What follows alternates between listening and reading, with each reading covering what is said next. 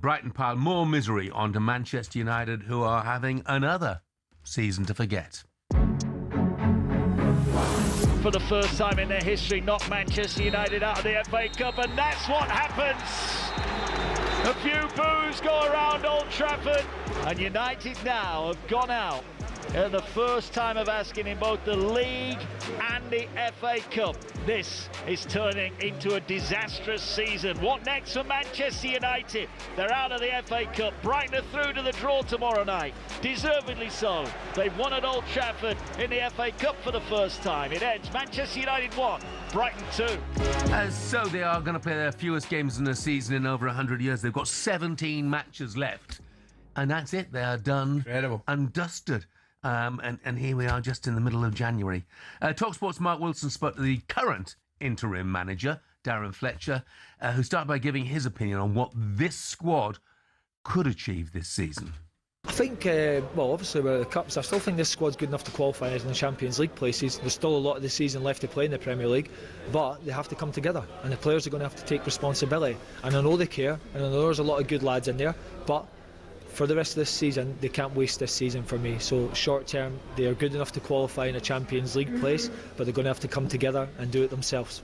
You say about not wasting the season. Do you know what the future is for you, the immediate future, the Manchester derby next week? Will you be in charge? I don't know. I think my objective was to take these two games. I've done that. I've not had the time to think. You know, leading the Manchester United team's a massive responsibility, and all my focus and energy has gone into that. I'll review this game, dissect this game, and then I'm sure people will speak to me in the coming days. Would you want to take the team till the end of the season? I genuinely haven't thought about it. I've got a role in the club. I genuinely haven't thought about it. I've not had time, and let's see what happens in the coming days. Darren Fletcher, after what looks like the last of his games in charge, doesn't it? 2 games. It does. It looks like, an interim's going to be replaced by an interim. Joining us for more on this now, the Sun's Manchester correspondent, Samuel Luckhurst. Morning, Sam. Good morning, Sean.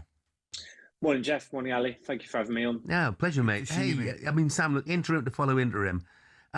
This has been seriously injudicious, hasn't it? To sack your manager when you've got no idea what you're going to do next.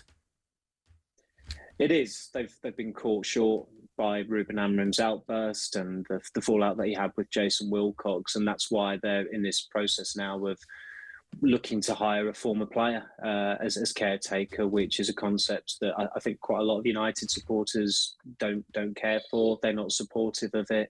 They feel as though the hierarchy are probably the ones to blame. It feels they seem to be pinning it on them, given that there's another protest mooted, I think, on February the 1st around the Fulham game. And just looking at the state of the team yesterday, where you've got Darren Fletcher, who's very credibly taken on that role and has talked a good game, but it's not his role, obviously, to be overseeing first team matters at Manchester United. He said himself he was surprised to be asked to do that. And really, it's just a very demoralising time for United. You look at the lack of games they've got this season, no European football, no cup ties, and it was a very apathetic atmosphere there yesterday. And I think worst of all, with all due respect to Brighton, it is not a surprise when Brighton win at Old Trafford these days. I tell you, Sam, it's amazing you used the word. That's exactly what I said to Jeff, particularly when the final whistle blew. The apathy around the stadium was incredible. But you can understand, surely, Sam, as well, with the frustration in terms of, replacing an interim manager with another interim manager. And then what happens if the second interim manager actually does do well and manages to get them that Champions League place that Darren said they're capable of? That just gives them another headache, doesn't it? Well, this is the staggering thing about it. So Jim Ratcliffe said last year that he wouldn't have tolerated Ed Woodward. He said Richard Arnold was a rugby man. Well, he's doing what those guys did. They're looking to hire a caretaker, and that could well technically still be Ole Gunnar Solskjaer. The music suggests that Michael Carrick has just edged ahead of him. And also this interim experiment of putting a guy in charge for the best part of 5 months. Woodward and Arnold also did that with Ralph Rangnick. And it was a disaster. I mean, Darren Fletcher was asked about it yesterday because he was on Rangnick's coaching staff. That was a really toxic end to the season. You had some bad apples in that squad. It spiralled towards the end of the season. They were assured of not winning a trophy as early as March after they went out of the Champions League. They were in a pretty decent place to still qualify for the top 4 and qualify for the Champions League. Yeah. But you knew they weren't going to do it with that squad. And this squad is a better bunch, just from our experiences with it. But you only have to look at Manchester United's form to have no real faith in them to finish in the top 4, top 5. From a financial perspective, Sam, I mean, 17 games left this season. It's a bit of a financial disaster, isn't it? Not many home games to come, not much TV money coming in. Well, none obviously from European football. All in all, financially pretty calamitous for them. Yes, and I think it's safe to say that they will now embark on this mid-season trip to Saudi Arabia or somewhere where they'll be paying them a lot of money. I mean, they've got a hell of a lot of time. You just look at the schedule, and it's pretty disheartening as a journalist who covers United as well, just how spaced out the games are. I think with the daft tweak to the FA Cup calendar as well, where after the March internationals, it's the FA Cup quarterfinals, I believe. So United aren't going to be in that. So they're going to go without probably 3 weeks, best part of 4 weeks, without a game in late March, early April. So it's pretty damning stuff. It wasn't a great look that they went on a post-season tour after losing Europa League final and finishing 15th last season. But the reality is they got about £10 million for that trip to Kuala Lumpur and Hong Kong, and they'll get a lot of money when they eventually do head out to the Middle East, most likely. Just a quick one, Sam. I know I'm going back to it. You mentioned it last night.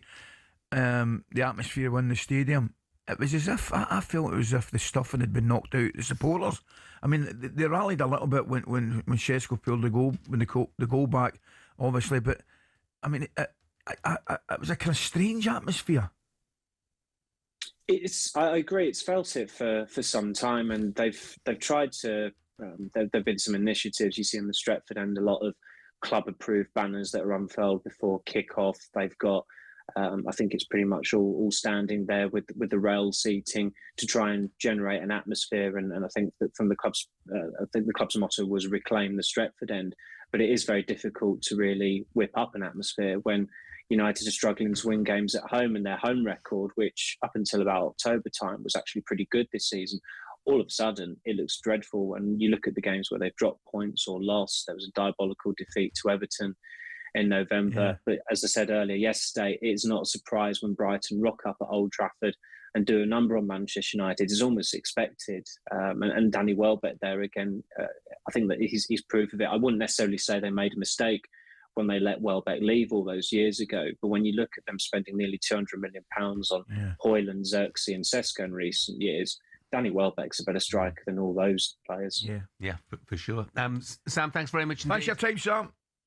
Thank you. Have a nice day. You too, mate. I'm not sure we should be surprised by what's happening at Manchester United, because, look, I mean, I don't know Jim Ratcliffe and I don't know Jason Wilcox, but what I do know is you look at Ineos' other clubs, and Nice are fifth from bottom in France. They've really struggled. They are. And they own Lausanne in Switzerland as well, and they're fourth from bottom. So their track record is not good. diabolical. Yeah, it's not good.